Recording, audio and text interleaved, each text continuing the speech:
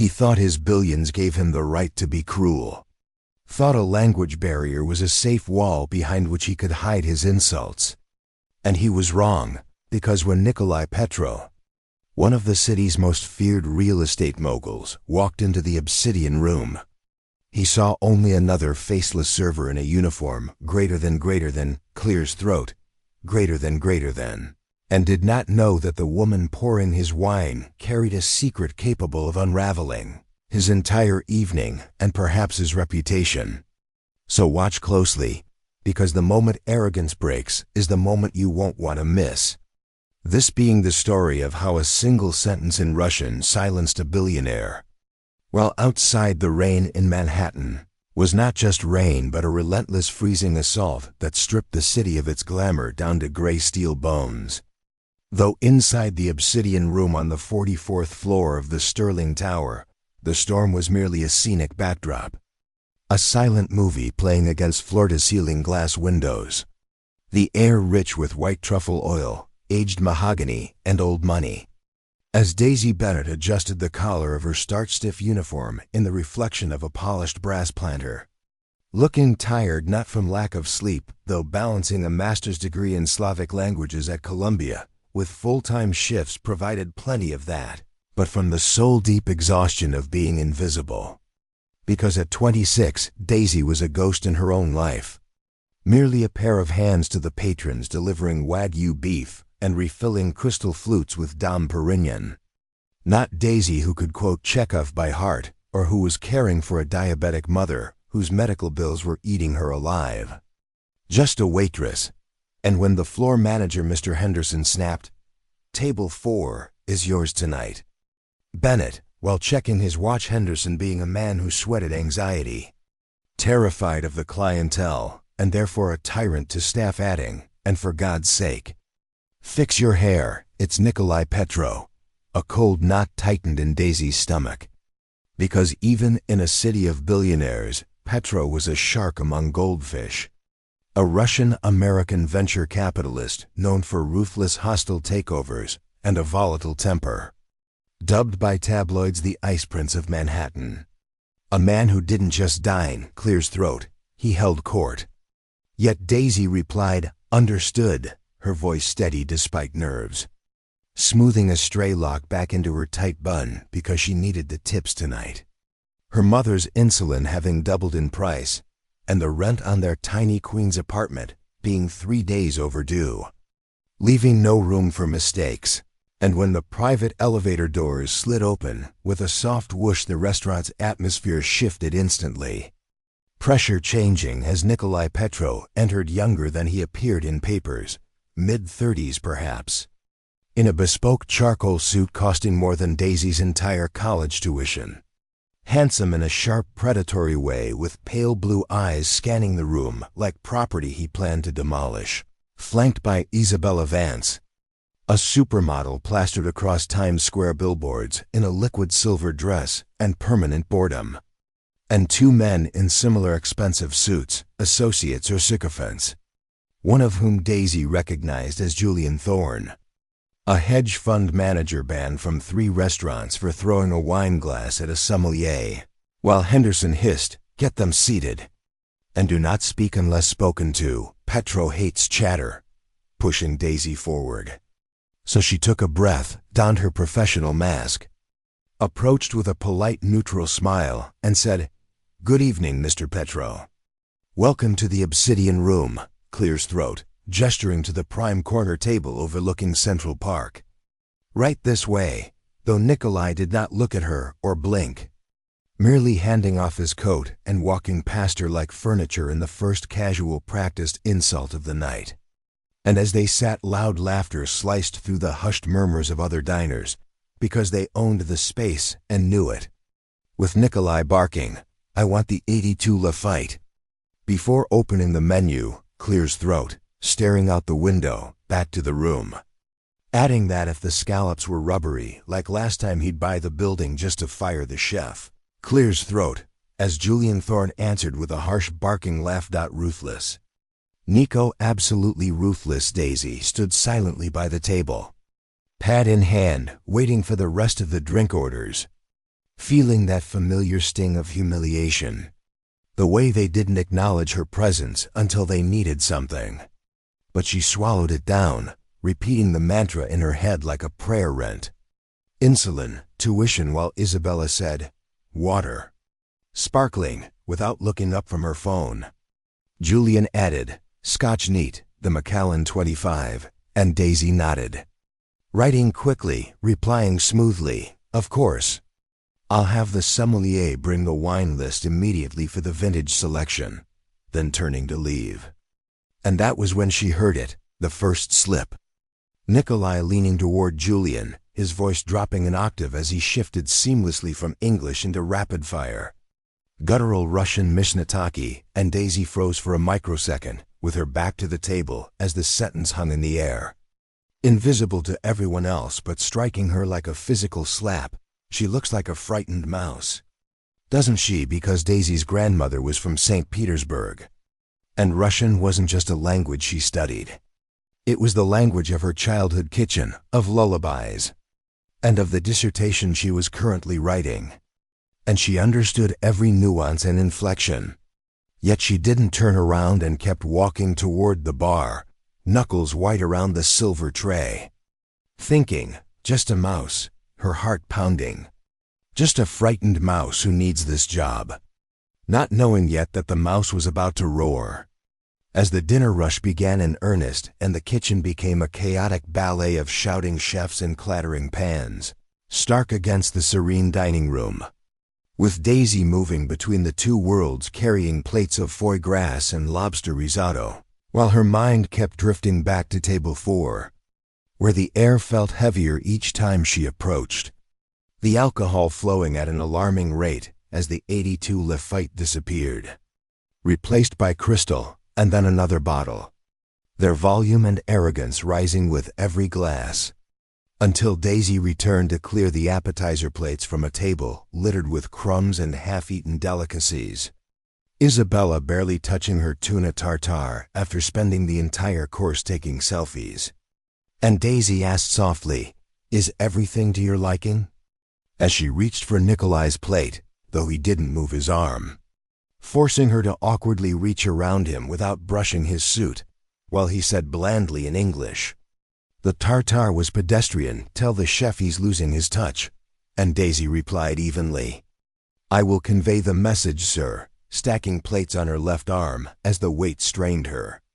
And Nikolai smirked at Isabella, eyes glinting with malicious amusement as he switched back to Russian. Assuming a foreign tongue made him invincible, posmotri nani gesturing with his wine glass. And Daisy's breath hitched as he continued.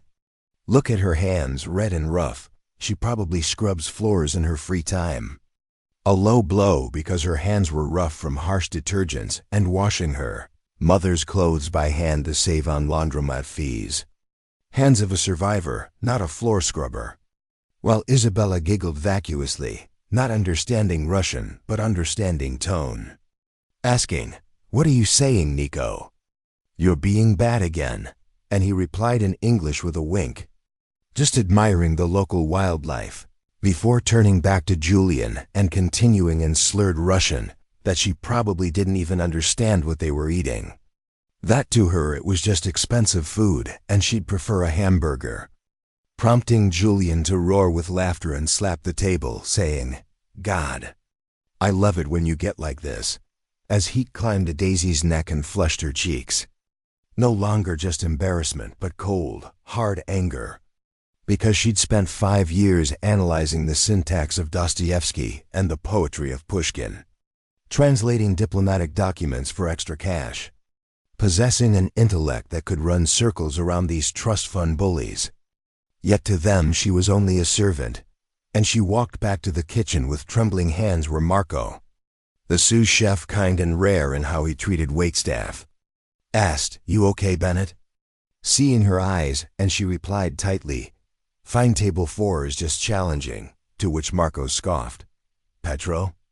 Guy's a menace, don't let him get to you, just drop the main course, take the money, and go home," the words echoing, "drop the main course, take the money, go home," as Daisy looked down at the waiting tray, holding 4 plates of medium-rare Wagyu garnished with edible gold leaf. Grotesque when the cost of one steak could cover 3 months of her rent. And she lifted the heavy, grounding tray and headed back out, spotting Henderson watching like a hawk and motioning subtly to speed it up. Approaching table 4, where the mood had shifted into a business argument, as Julian said in English. The deal in Moscow is falling apart, Nico, if regulators look at the environmental reports. We're dead, and Nikolai waved him off dismissively. The regulators are paid for. I handled it personally. Daisy began to place the plates down. Steak for the lady. Steak for the gentleman. As she placed Nikolai's plate in front of him, he looked up at her, his eyes glassy. He was irritated by the interruption of his conversation. He looked at the steak, then at Daisy. He decided he needed one more laugh to assert his dominance. He looked her dead in the eye and spoke in Russian, a cruel smile playing on his lips. The table went silent, waiting for the translation, or perhaps just enjoying the tone of command. Listen you, if you drop this on my suit, I will fire you and make you pay for the cleaning for the rest of your pathetic life. Something inside Daisy snapped. It wasn't a loud snap. It was the quiet click of a lock opening. The fear of Henderson evaporated. The worry about the rent faded into the background. All that remained was the dignity of her education and the pride of her heritage. She was done being the mouse. She finished placing the steak on the table with perfect precision. She adjusted the silverware. She took a step back, clasped her hands in front of her apron, and looked Nikolai Petro directly in the eyes. The table fell quiet, sensing something was wrong. Waitresses didn't make eye contact like that. They didn't stand with that kind of posture. She took a deep breath and opened her mouth. The silence that Daisy commanded wasn't loud. It was a vacuum. It was the sudden breathless intake of air before a thunderclap. For 3 hours she had been invisible, a non-entity in a black vest and trousers, merely a mechanism for delivery. But now standing at the edge of table 4, she seemed to grow taller. The fatigue that had slumped her shoulders evaporated, replaced by the rigid, steel-spined posture of a woman who knew exactly who she was. She looked at Nikolai Petro, really looked at him. She saw the minute dilation of his pupils, the faint sheen of sweat on his brow from the wine, the arrogance etched into the nasal labial lines around his mouth. He was waiting for her to apologize, to scurry away, to cower. Daisy didn't cower. She let a small, sad smile touch her lips, a smile of pity, not subservience. When she spoke, her voice was not the flat, differential tone of a server. It was rich, resonant, and perfectly modulated, and it was in flawless St. Petersburg Russian. Vibes poet ovoin. She began the syllables rolling off her tongue like liquid mercury, smooth and cold. Segda, you worry about your suit, Mr. Petro, but wine stains can be removed.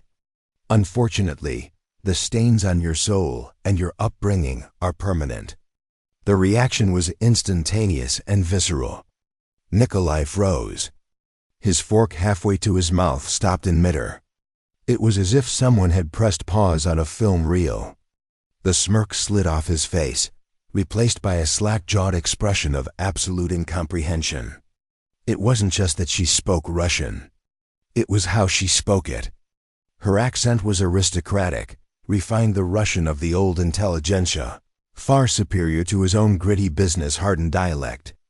Isabella, who didn't understand the words, but understood the shift in power, looked from Nikolai to Daisy, her mouth slightly open.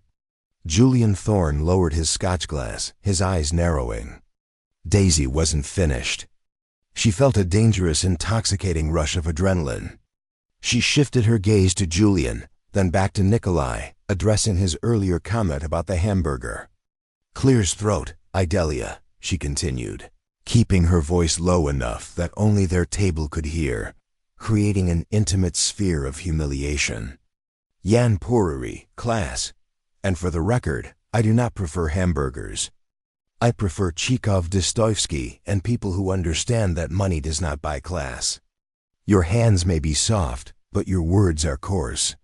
My hands are rough because I earn my living through honest labor, not by mocking those who serve you food." She paused, letting the Russian words settle into the tablecloth like heavy stones. Then she switched effortlessly back to English, her face a mask of professional politeness. "Enjoy your Wagyu beef, sir. It is cooked medium rare, exactly as you ordered." For a span of 10 seconds, nobody moved. The ambient noise of the restaurant, the clinking of silverware, the low hum of jazz, the laughter from the bar seemed to belong to a different universe. At table 4, time had stopped. Nikolai's face turned a shade of crimson that matched the drapes. He was a man who built his empire on control. He controlled markets. He controlled boardrooms. And he controlled women. To be dressed down by a waitress in his own mother tongue in front of his peers was a glitch in his reality. He couldn't process it.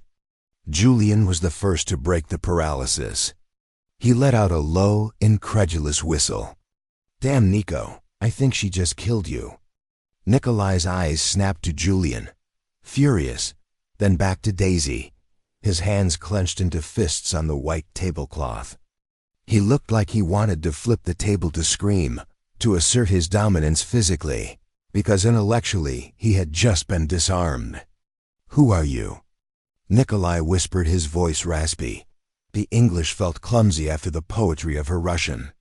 "I am your waitress, Mr. Petrov." Daisy set her chin high. "My name is Daisy, and I will be checking on your table shortly."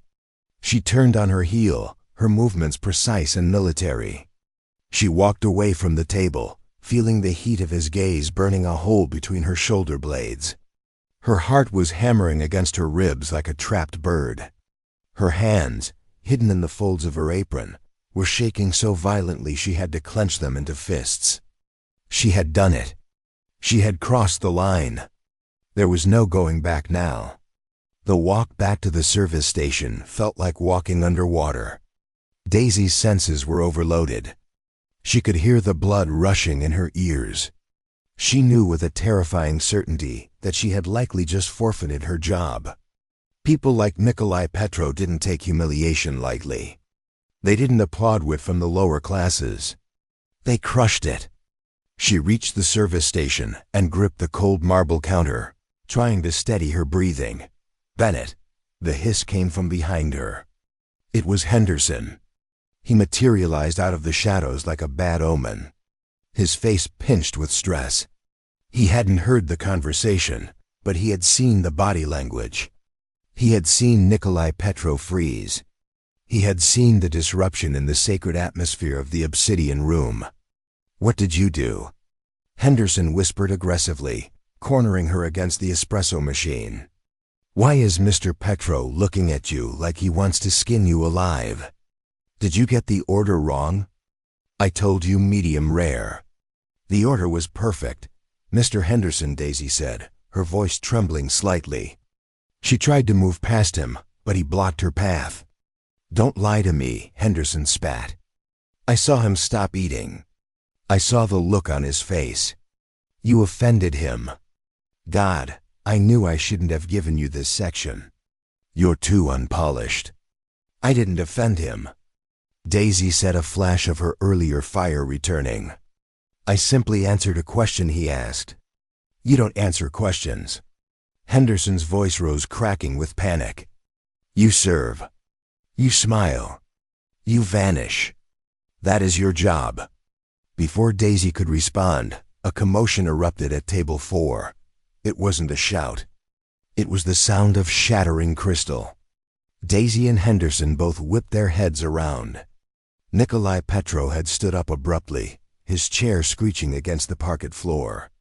In his haste, or perhaps his blind rage, his hand had swept across the table, sending his glass of crystal champagne flying. It smashed onto the floor, sending shards of glass and expensive vintage partling, wine splattering across the pristine white tablecloth and onto the polished floor. The restaurant fell silent, every head turned. Nikolai didn't look at the mess. He was looking directly at Daisy. His eyes were wide, manic. He pointed a finger at her across the room. "You," he bellowed. Henderson turned pale.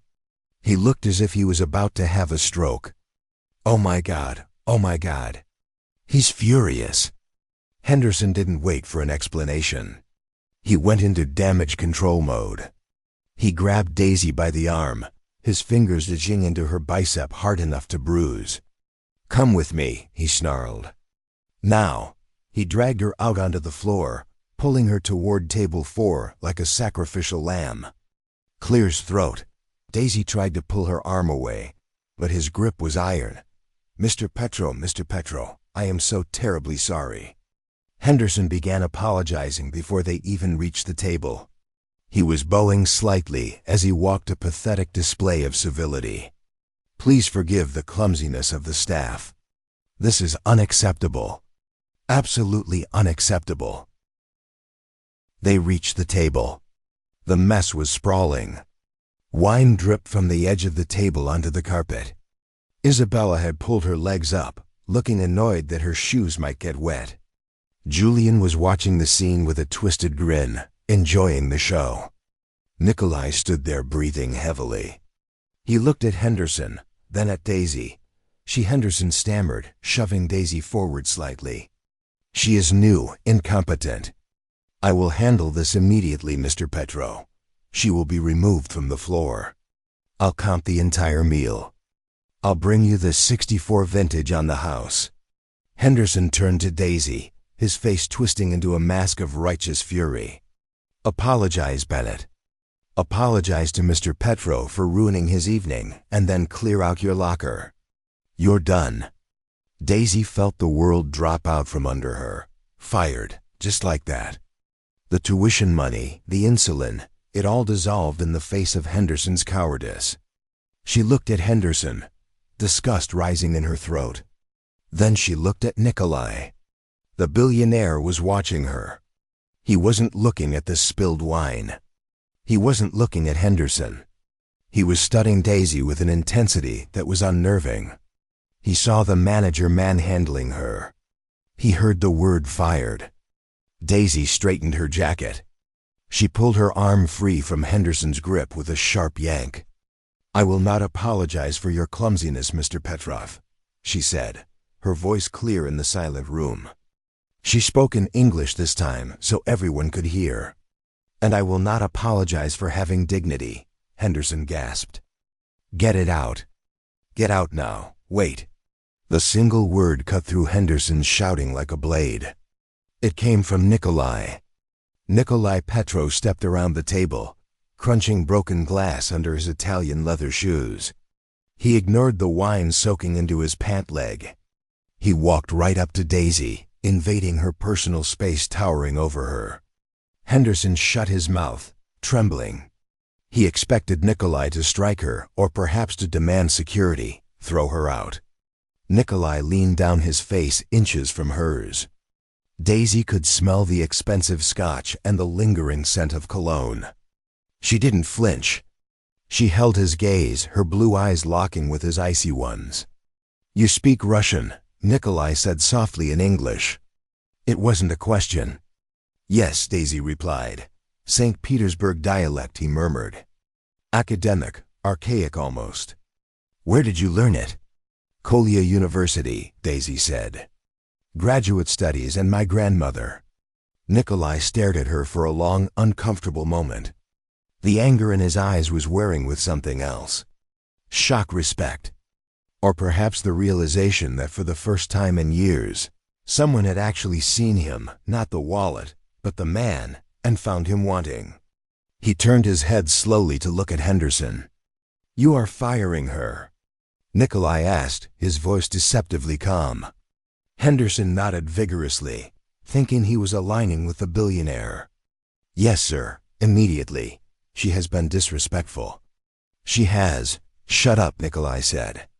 He didn't shout it. He just dropped it like a weight. Henderson's mouth snapped shut with an audible click. Nikolai turned back to Daisy. The tension in the room was so thick it was suffocating.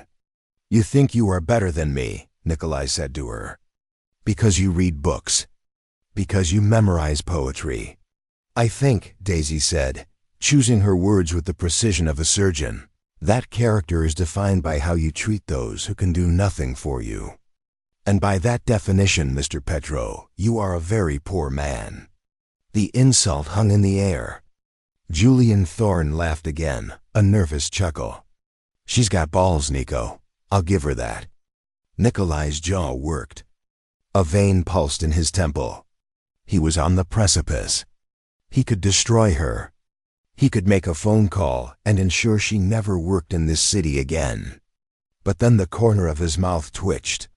Translate this, Nikolai said, suddenly switching to Russian, his eyes gleaming with a challenge.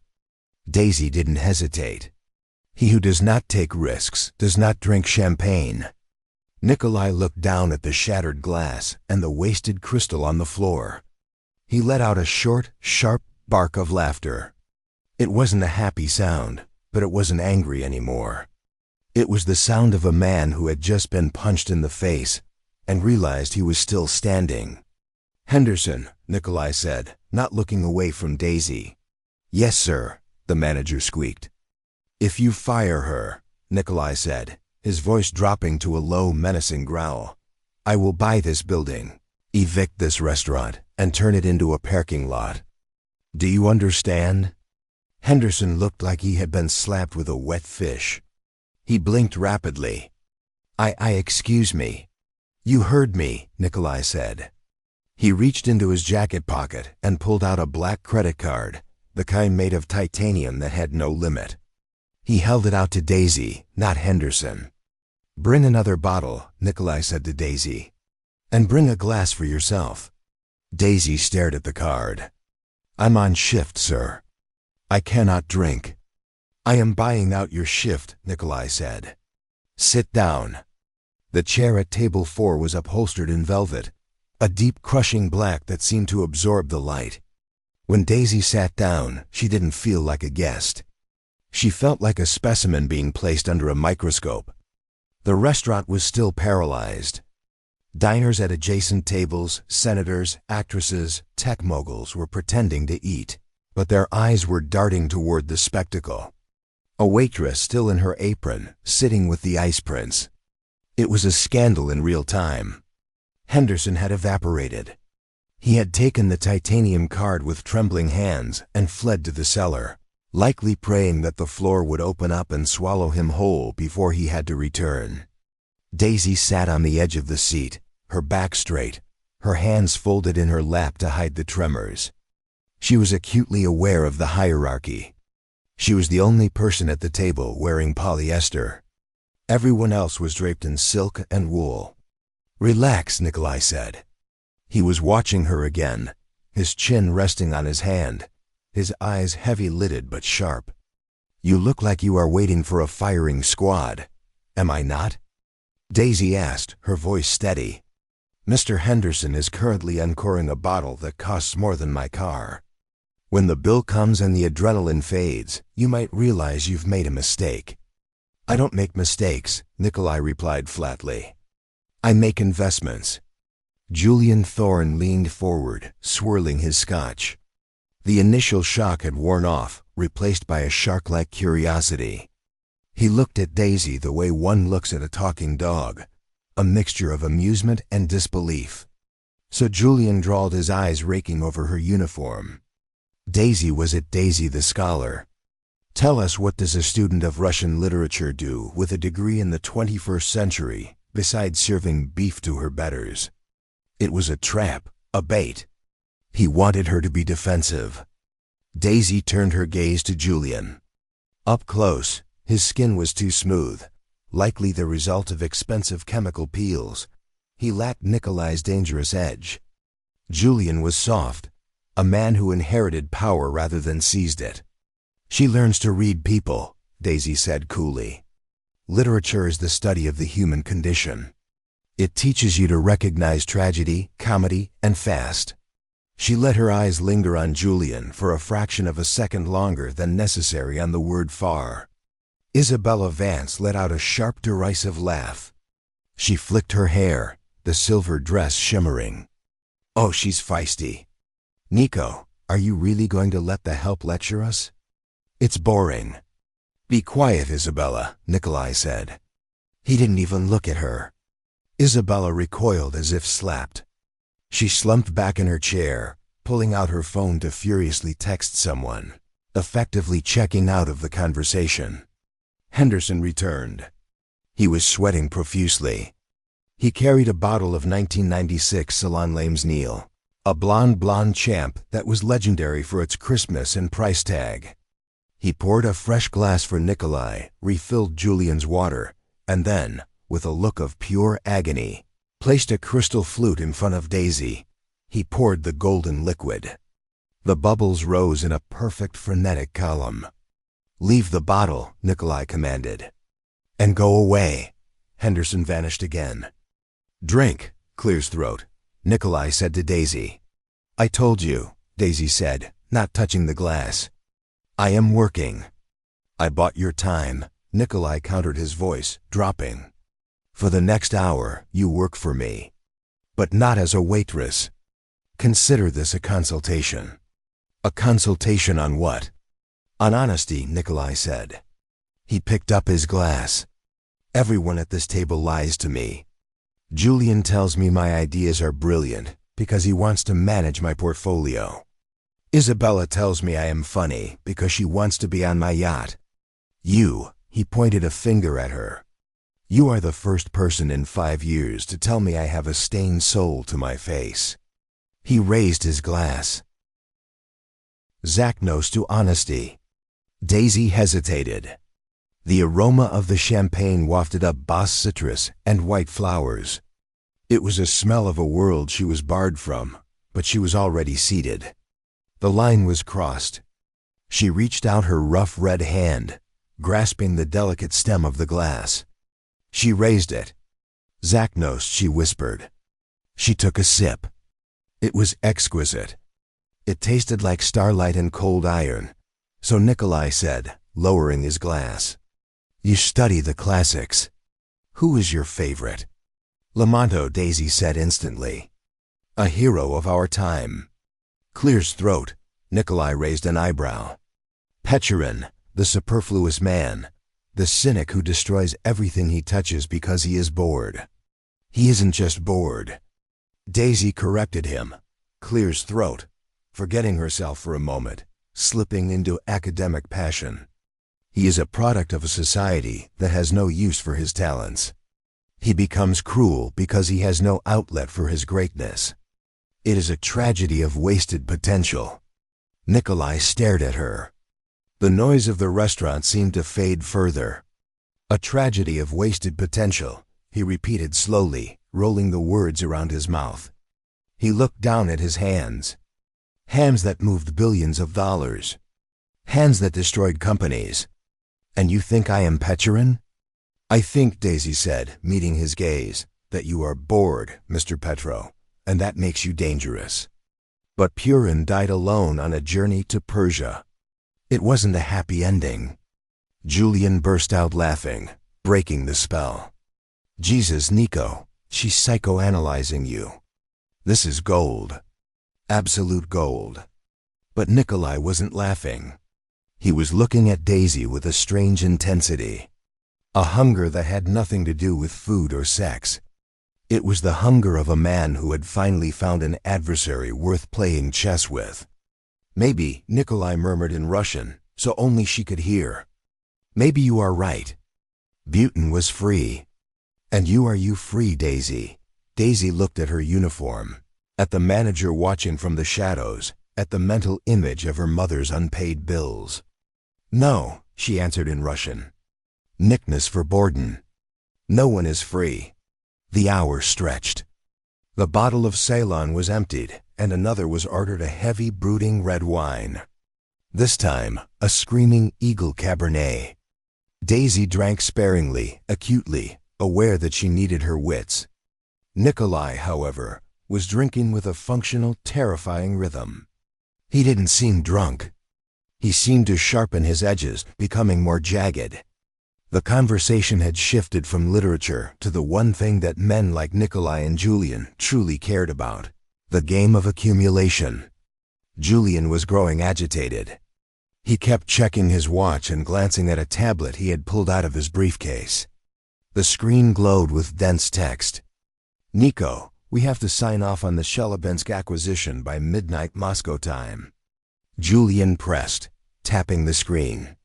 "The legal team sent the final draft an hour ago. It's a standard mineral rights transfer. We just need your digital signature." Nikolai waved a hand dismissively. "It's fine. And I read the summary. Sign it." "You haven't read the full addendum," Julian said, his voice tight. But the summary was clear. It's a clean deal. Low risk, high yield. If we wait, the Chinese investors are going to swoop in. Daisy watched them. She knew nothing of high finance, of mergers and acquisitions, but she knew body language, and she saw something in Julian Thorne that made the hair on her arms stand up. He was too eager. His foot was tapping a rapid rhythm under the table. He wasn't just a subordinate trying to get a job done. He was a gambler trying to cash out before the dealer noticed the marked cards. And when Nikolai sighed and said, "Show me," taking the tablet from Julian, the document revealed itself as Russian legal textsense. Impenetrable, a thicket of bureaucratic jargon, passive constructions, and archaic terminology that even native speakers struggled to untangle, yet Nikolai scanned it anyway. His eyes moving fast, too fast, skimming with the arrogance of a man who was slightly intoxicated. Until he grunted, "Fine," and lifted his finger to press the approve button. At which point Daisy felt an irrational pull in her gut. Knowing it was none of her business, and that if Nikolai Petro lost millions, it would be karmic justice. But the memory of Lamonto, the discussion about wasted potential, lingered. And more than that, she hated being invisible. Hated the assumption that she was too stupid to understand their world, so she said softly, "May I?" A voice gentle enough yet strong enough to stop Nikolai's finger millimeters from the screen as Julian snapped his head toward her and barked, "Excuse me. This is confidential corporate data. You're a waitress. Stick to pouring the wine." But Daisy ignored Julian and spoke directly to Nikolai, telling him he was reading too fast and that he was tired. That legal Russian was tricky, and one suffix could change the liability of an entire clause, prompting Nikolai to look at her, then the tablet, then back at her before holding out the device and challenging, "Read it," while Julian protested, flushing red, calling him insane and warning that showing sensitive documents to a civilian violated NDA protocols. Only for Nikolai to say he didn't care and to tell Daisy to read it and explain what he'd missed.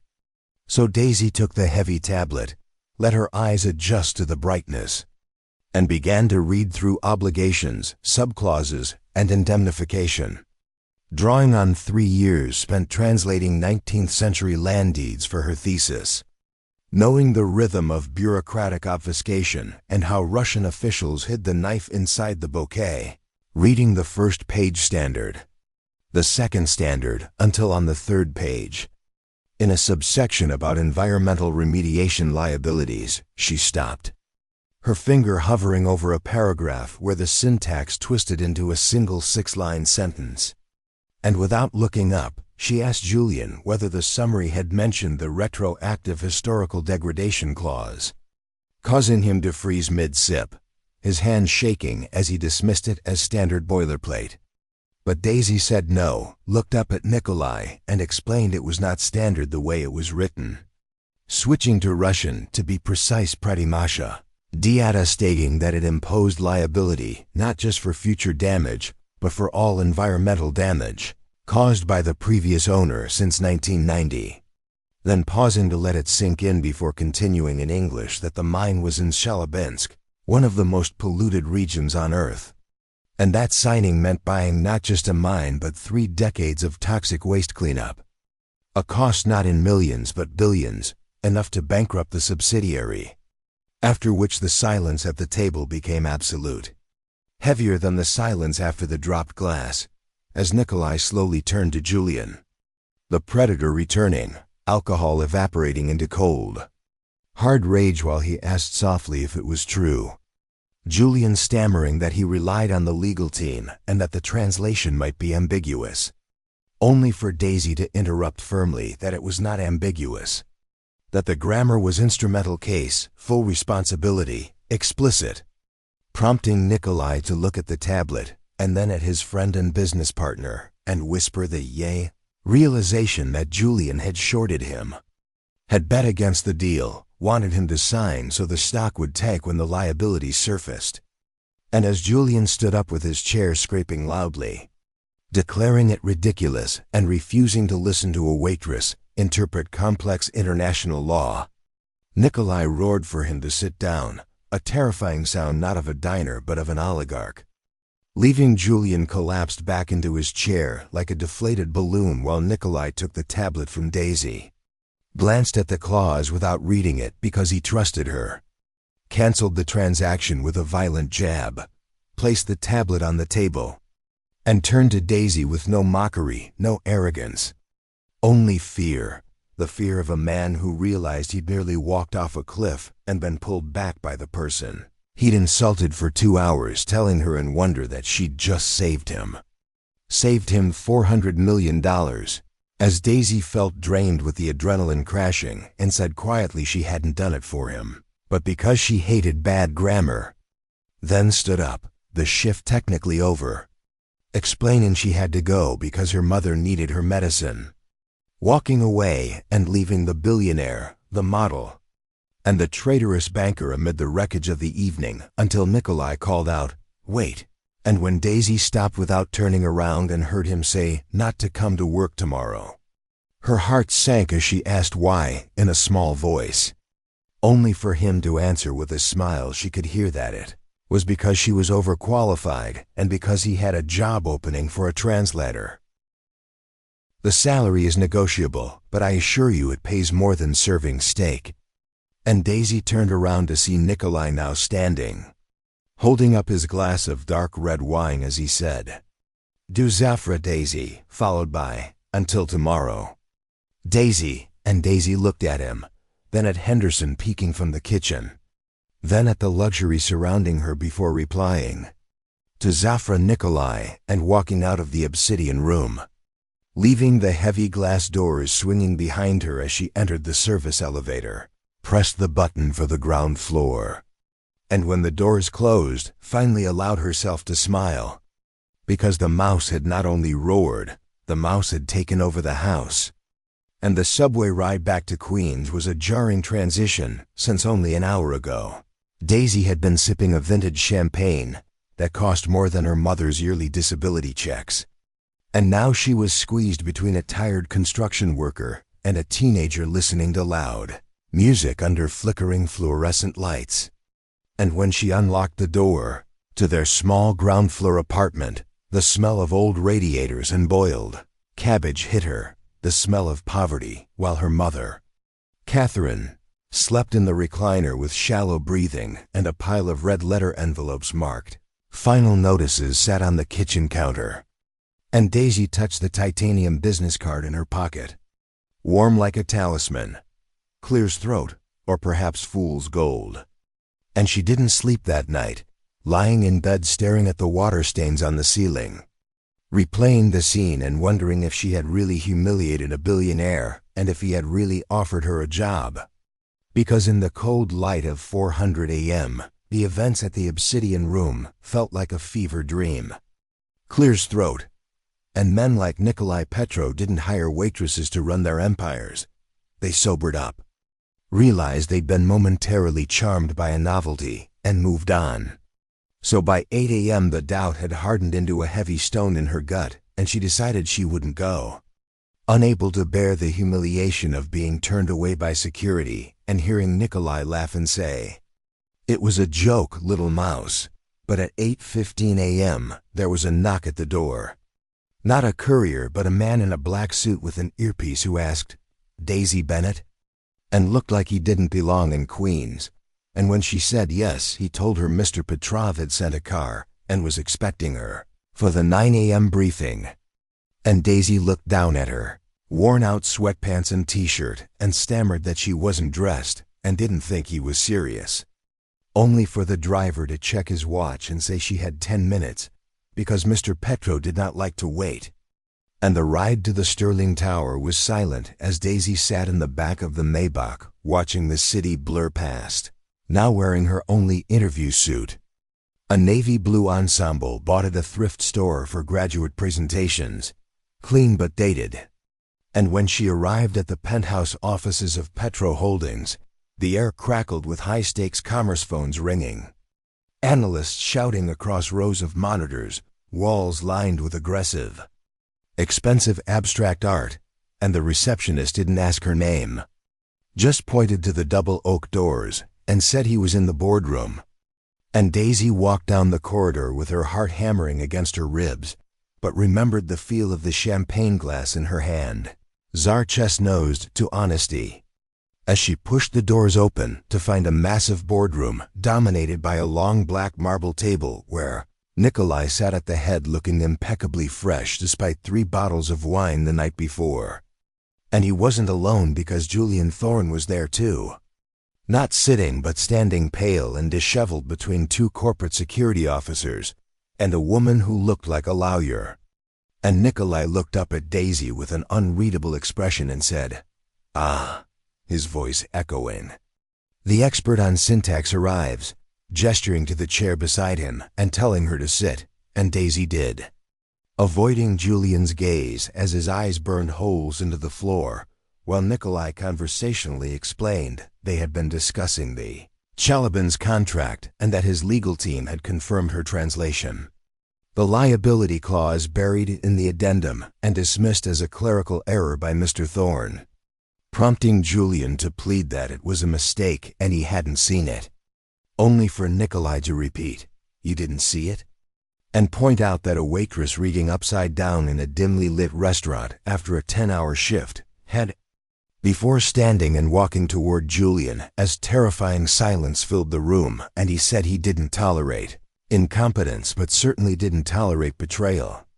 That Julian had been shorting the stock and they'd found the trade orders that morning, causing Julian to slump as the fight drained out of him while Nikolai told the security guards to get him out of here and call the sec. "I want him prosecuted for insider trading." And as Julian was dragged out, he didn't look at Nikolai, he looked at Daisy. And there was no hatred left in his eyes, only shock, because he had been taken down by the person he hadn't deemed worthy of eye contact. And when the doors closed, Nikolai exhaled and turned to Daisy, the shark-like intensity softening just a fraction as he said, "You saved the company $400 million last night," to which Daisy replied steadily, "I told you, I just hate bad grammar," and Nikolai chuckled, picked up a folder from the table, and slid it toward her, saying, "This is not a job offer for a translator."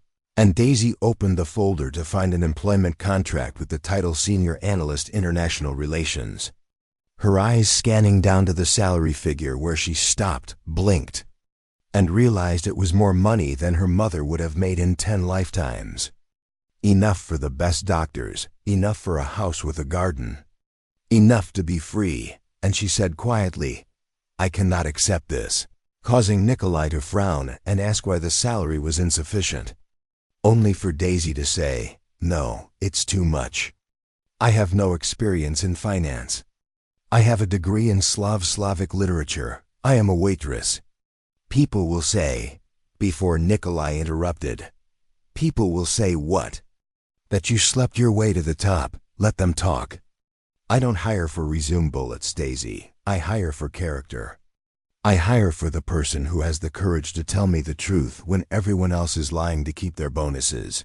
And he leaned in, placing his hands on the marble table, telling her she had a sharp mind, that she understood culture and therefore people, that he could teach her finance in 6 months, but could not teach integrity, because you either have it or you don't.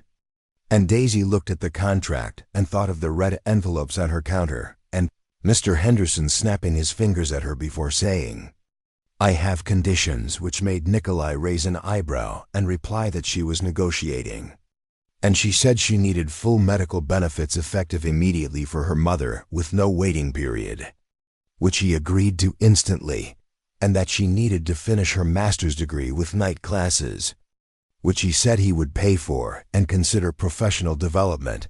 And then she added one more thing, that she wanted to dine at the Obsidian Room that night at the same table, and Nikolai smiled genuinely and said, "Pick you up at 8 and 1. Year later, the rain was falling on Manhattan. Again, while inside the Obsidian Room, it was warm and golden. And Daisy Bennett sat at table 4 wearing a tailored cream blazer instead of polyester, holding a glass of mineral water while reviewing a briefing on the geopolitical climate in Eastern Europe. And when a young, terrified, exhausted waitress with trembling hands and a smudge of flour on her apron placed the glass down and said, "Your sparkling water." Miss Bennett, Daisy smiled, saw herself in the girl's eyes, thanked her, asked her name, told Emily to take a breath, that she was doing a great job, and to check the vintage on the Cabernet for table 7 because the manager had mixed up the crates, leaving the girl stunned by the kindness. And Nikolai Petro slid into the seat opposite Daisy, looking tired but happy, placed his hand over hers, and asked if she was ready for the merger meeting, to which she replied, "Always," as she looked out at the city lights, knowing she wasn't a mouse anymore or a ghost but Daisy Bennett, a woman who had rewritten her own story one sentence at a time. Because character is who you are when no one is watching. But sometimes it's who you are when the most powerful person in the room is watching and you refuse to be small. And Daisy Bennett didn't just change her bank account that night. She changed the definition of power, proved dignity is a currency more valuable than gold, that the quietest voice is sometimes the only one worth listening to. Taught Nikolai Petro, you never know who is holding the keys to your salvation. And it might just be the person pouring your water, and to all. If this story gave you chills or you've ever felt underestimated and wanted to prove the world wrong, hit that like button, share what you would have done in Daisy's shoes. Subscribe, ring the bell, and I'll see you in the next.